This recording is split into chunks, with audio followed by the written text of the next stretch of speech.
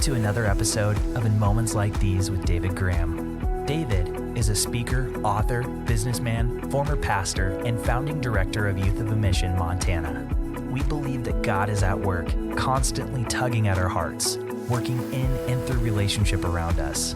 Join us as we dive into a new devotional, as David shares a lifetime of personal moments and hopes to inspire you to see God the Father at work in your own moments. Thank you for joining us on today's episode of In Moments Like These.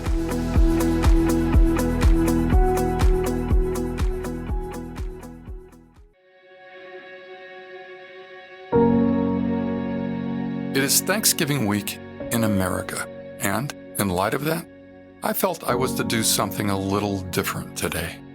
Actually, I did this once before in one of our earlier episodes called Tiger Lily, a story that my dear daughter Kimberly wrote. Kimmy is the perfect person to write about thankfulness. She exudes thankfulness and gratefulness every day of her life. The license plate on her car reads, "So grateful." So, I asked Kimmy if she would like to write our episode for us today. She cheerfully agreed to. Here are her words. I remember the small shop, a low ceiling, a cozy feel. Handmade goods and souvenirs arranged in baskets and wooden crates on the display tables. As I browsed through the quaint space with my family, I noticed a collection of handmade wooden spoons in one of the mini baskets. I picked one up and turned it in my hands, amazed by its deeply carved scoop, a rounded well in the warm wood that someone had meticulously whittled into a functioning ladle. It was beautiful, and I had an appreciation for it, and for the craftsmanship that went into creating it. I splurged a little and decided to purchase the spoon that day, and I still feel that same appreciation and fondness every time we use it to serve soups and stews. Like many of you, I have my favorite coffee mug. It's pottery, earth-toned in color, and its rounded form nestles in my hand just perfectly. I have a fondness for this mug, and as simple as it is, I notice it and I find a little joy each time I drink my morning coffee. When I go for walks, I try not to focus only on the weather and the path ahead, but appreciate and notice the many little things that make up the big picture and hold their own beauty, but may possibly go unnoticed if one doesn't take a moment to really observe. This is a practice I know many of you have adopted or have tried to adopt into your own lives. Observing the small things in life, drinking in the moments, being present and grateful for all of the little things. Although I have always been what I would call a grateful person, I had no idea how shifting from merely a grateful attitude into a practice of gratitude would profoundly affect my life. About 10 years ago, I was given a book written by Voskamp titled 1,000 Gifts. You may have heard of it or read it yourself. In summary, Anne spoke of her painful past, a family tragedy that marked her childhood with overriding sadness. As an adult, Anne faced daily grief, anxiety, overwhelm, and eventually agoraphobia, a fear of leaving one's own home. Anne shares how she found freedom from these struggles as she created a habit of embracing and chronicling everyday blessings as a discipline. She simply started journaling things she was grateful for, giving thanks to God for even all of the seemingly small and everyday things. This discipline seems simple perhaps, but it actually brought her into a closer relationship with her Heavenly Father, and it brought her healing. Anne's book sold over 1.5 million copies and became a New York Times bestseller. I was struck and intrigued by the simplicity of this book, and something stirred inside of me. I knew I was supposed to start my own chronicles, my journal of gratitudes. Gratitude number 1, a day with my sister.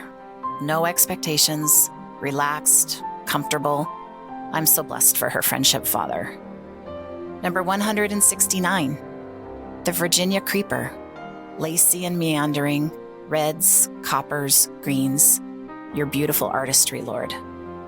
Number 362, toadstools dotting the edges of the moist lawn. Number 739, a gurgling dishwasher, knowing my dishes are getting clean. Number 796, for your protection and covering over this family. Number 846, for my bearded man I love and that loves me. Number 1144, for a turkey, cheese, and pickle sandwich. Okay, sharing from my journal, I know this list of gratitudes, or some of them, can be perceived as silly or unimportant. Does God really care that I am grateful for my turkey sandwich? Are these things significant to Him? As my list of gifts grew over time, I began to realize that journaling my gratitudes was more than just a discipline for me. This had grown into a place and a method of worship, a small offering, all I had maybe to give for that day. I knew that God did not see it as unimportant. He loved to hear my heart worship with gratitude on these pages, to hear what I had to give Him with thanksgiving. Even something as everyday as my sandwich, my cozy socks, or the quiet calm of my home and the pendulum swing of my clock. In Mark 12:41-44, Jesus tells us what He thinks of small offerings that come from a worshipful heart. Jesus sat down opposite the place where the offerings were put and watched the crowd putting their money in the temple treasury. Many rich people threw in large amounts, but a poor widow came and put in 2 very small copper coins, worth only a few cents. Calling His disciples to Him, Jesus said, "Truly I tell you, this poor widow has put more into the treasury than all of the others. They all gave out of their wealth, but she, poor as she is, has given everything she had to live on." What others in the temple saw as a small offering, Jesus saw as the greatest gift in that moment. 2 coins, small, yet a beautiful gift that He received as abundance. Our gratitude for even the smallest things is worship and praise to our Father, and it's sometimes all we have to gather up in the moment to give Him.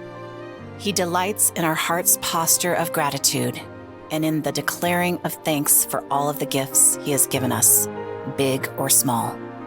What a discovery to realize my little journal was actually a beautiful expression of my worship, an offering that He delighted in.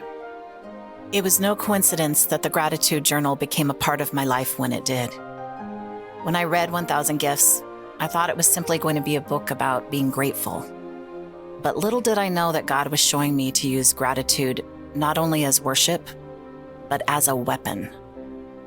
I remember one of Anne's quotes, "Gratefulness is secretly the greatest weapon that wins the greatest battles." Growing up in the church, I wondered, how had I never heard this before? Gratitude as a weapon? The timing of this revelation was significant for me because just a few months before I read this book, I began experiencing mild panic attacks. They were not full on, I would say, but they were creeping up on me and becoming slowly more frequent. I had heard about many horrible renditions of these attacks, and the experience of my aunt, grandma, and even my own strong and amazing daddy filled me with dread as I worried that this would become my story as well. Well, it has not become my story. God revealed to me the gift of gratitude in a new way and for a new purpose, as a weapon against what the enemy had conspired against me. As the darkness pressed down on me, I pressed back with my pen in the pages of a book, taking my focus from fear to praise. It sounds simple, too simple, because it actually is simple. A habit or written praise evolved into spiritual warfare for the war I was waging. Philippians 4:8 reads, "Finally, brothers and sisters, whatever is true, whatever is noble, whatever is right, whatever is pure, whatever is lovely, whatever is admirable, if anything is excellent or praiseworthy, think about such things." God tells us to think on them. How powerful then to also declare them and document them by writing them down. There's a reason He gives us instructions to set our minds on admirable and excellent things. He knows by fixing our minds on these things, we are getting equipped for the battles we will all undoubtedly face. We have yet another tangible weapon against all that will try to rob us of peace and assurance and truth. Number 1184, for the gifts you knitted into the fabric of my being, for how you made me, I am your design. Number 1290, for our beautiful little Evelyn, her perfect nose, tiny pink toes, absorbing eyes, and rosebud mouth. Number 1694, the gift of my beautiful children. Number 1737, wheatgrass dancing in the breeze, beautiful, strong, and hardy. Number 1740, a strong back, looking back at how much healing has happened. So grateful for your hand on me. Reading back through my journals, I realized that what I set out to be an offering of gratitude to my Heavenly Father has become His love letter to me. His faithfulness, love, and care for me, so very evident as I read through the timeline of the last decade. The pages are filled with reminders of His gifts in the everyday, and they surround me. The entries are filled with answered prayers and promises. The words may be written by my hand, but it is truly His voice that speaks to me from the pages. I am enveloped by His love, out of a choice I made several years ago to profess my gratitude. I know many of you listeners around the world have a special day that you set apart to embrace and celebrate what you are grateful for. This week here in America, our families will be gathering in homes for a national holiday of Thanksgiving. Perhaps for some, this is a perfect time to start a journey of practicing gratitude in a tangible way. The simple practice of written worship brings communion with Him, a time to stop and feel His presence.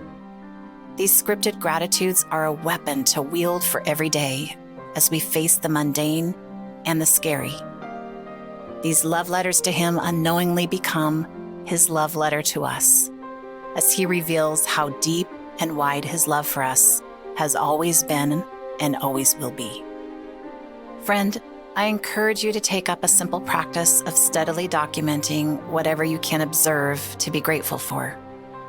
I don't mean to suggest a regimented practice.